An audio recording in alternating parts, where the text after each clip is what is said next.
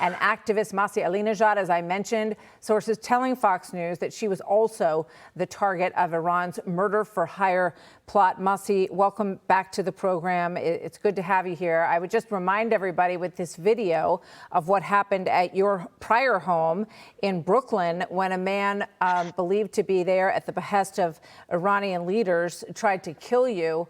Back in July of 2022, he had an AR-15 style weapon in his hand and hung around your front porch for quite some time. You can't see it there, but you can see it in some of these other images. So what's going on? What's your understanding of these new arrests? I am shocked. I am shocked, absolutely shocked, Martha.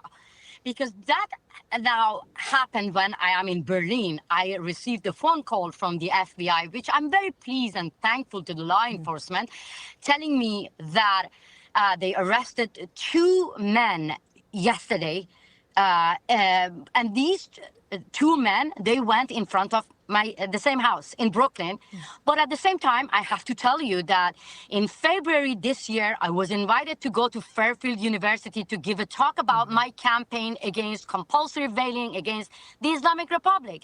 And just a day before going to the event, the FBI agents, 3 of them came to my apartment and telling me, I'm not living in that house, telling me that, Masih, there is an imminent threat around you at Fairfield University, and they read the official statement. So I decided not to go because I found that there is a threat against the attendees as well. So the university was informed by the FBI as well. So you can go to Fairfield University, you see that they canceled the event. So I didn't go there to protect the students. And the 2 guys went in front of my old house in Brooklyn.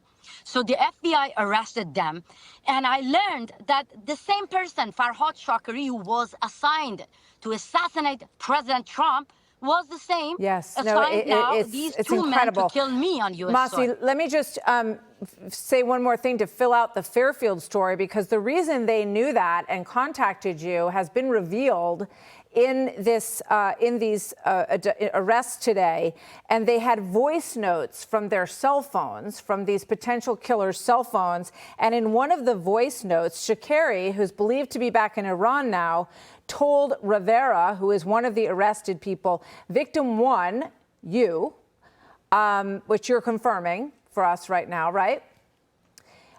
Yes, because it says that you spent most of your time, this is what them talking about, you spends most of her time in particular locations of her home.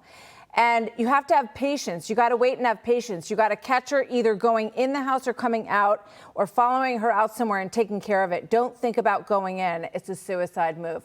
What goes through your heart and your mind when you hear this? Martha, I get goosebumps, because I spend most of the time in my garden. My beautiful garden. I was forced to leave my mom behind. I haven't seen her for 13 years. So I planted a cherry blossom after my mother's name to honor her in my garden in Brooklyn. So I spend most of the time with my plants, my sunflowers in Brooklyn. And I am shocked at how come they have the information within the IRGC, Revolutionary Guards, and telling 2 killers in New York that go in Masih's garden and kill her. You know, I have a message for President Trump now, because he said that he wants to negotiate with the regime. This is the regime. Assassinating and killing is in the DNA of the Islamic Republic. I left my beloved homeland, Iran. I came to America to practice my First Amendment, to practice my freedom of speech. And I didn't even kill Qasem Soleimani. I just celebrated the killing of this terrorist by President Trump. That's all. I just echo the voice of the women of Iran, the people of Iran, saying no to Islamic Republic. Whatever I do, it seems that hurts the Islamic Republic very bad, and that's why they want me dead. But I don't want to die. I want to fight against tyranny. I want to fight against this regime, and I want to be alive to see the end of this regime. I don't deserve to be followed by killers. 3 attempts on my life. I'm only 45 kilos. I'm not carrying any weapons. And the Biden administration advised me to go under witness protection. It means that I have to get disappeared. I don't want to get disappeared. I don't want to be silent.